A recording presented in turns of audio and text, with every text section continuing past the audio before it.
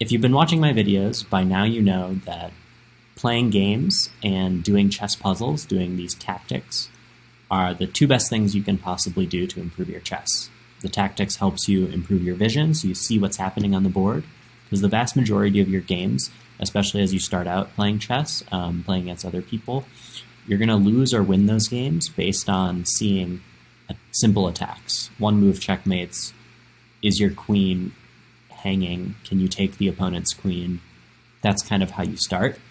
And then once you're familiar with that and you're not quite losing as many games within the first few moves, just losing a piece, but you're kind of playing on and you want to develop more strategy.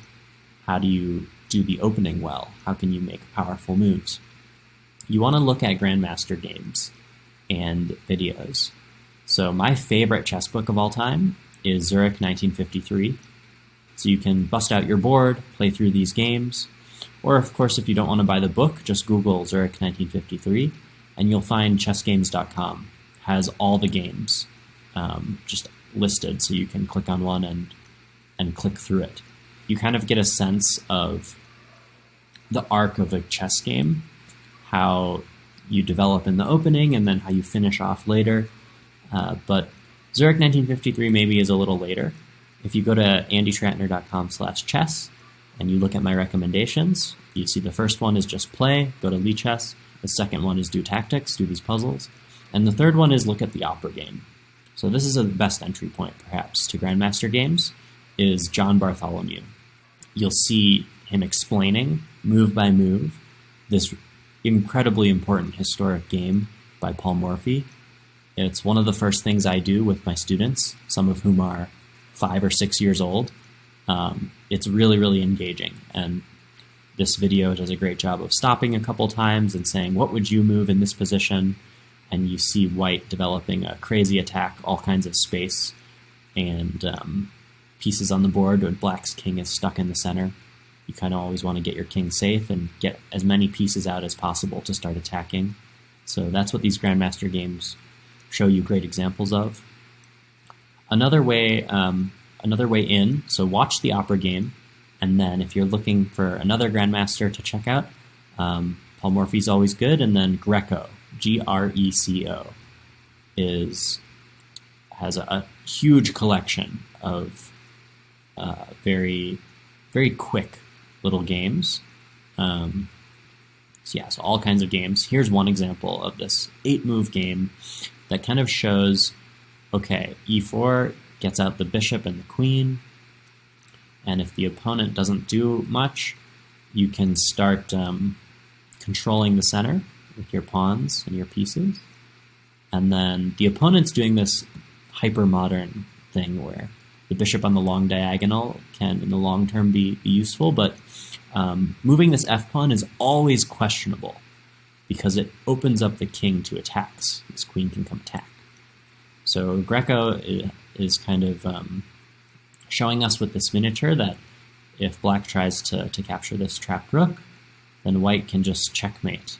Check has to block with pawn, and then if you try to attack my queen, I don't really care about my queen because I'm going to checkmate you with this bishop. So there's all kinds of fun little miniatures from Greco, and being able to see the course of these, I think, puts the tactics that you do into perspective. And the last thing here is, if you go to chess.com and you see what's happening in the chess world, you'll see, the Magnus Carlsen Invitational. And you can follow along, Magnus Carlsen Invitational, and find these tournaments and watch all kinds of videos with people commentating on these games. I personally prefer Peter Lecko and Tanya Sachdev, so they're my favorite commentators if you find them.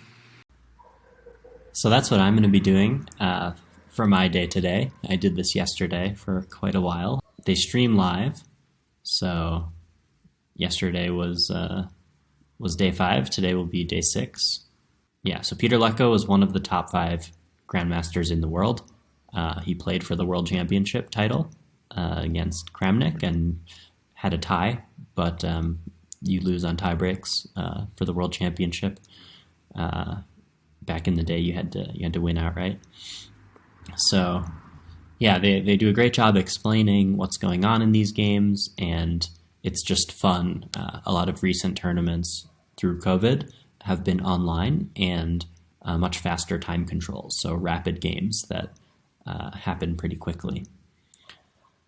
So that's pretty much all I have to say about Grandmaster games. I really encourage, do those puzzles, check out some of these Grandmaster games and videos, play through them. It really does wonders for your chess to understand the high level kind of strategic what a real chess game looks like. And if you don't understand something, that's totally fine. You can just move on. And if you're not interested or bored, the whole point is really to have fun. So you want to make sure that you're engaged with what you're doing. And if it's not fun for you, that's totally fine too. For me, it just happened that after a couple years of playing my friends and kind of feeling like chess puzzles weren't actually that fun for me, like I know I could solve them, but they're kind of frustrating. And so Grandmaster games are something you can kind of passively just watch, and you don't have to think too much. You can just listen to what people say or just play through the game and just kind of say, okay, cool, that looks really nice. Chess games can be very beautiful. So, for example, in this game, White sacrificed a piece. It was very exciting. Fallujah just went for this all-out attack. I don't actually remember if it worked out. I think they ended up doing a draw, but yeah. I hope Grandmaster games can be fun for you as well.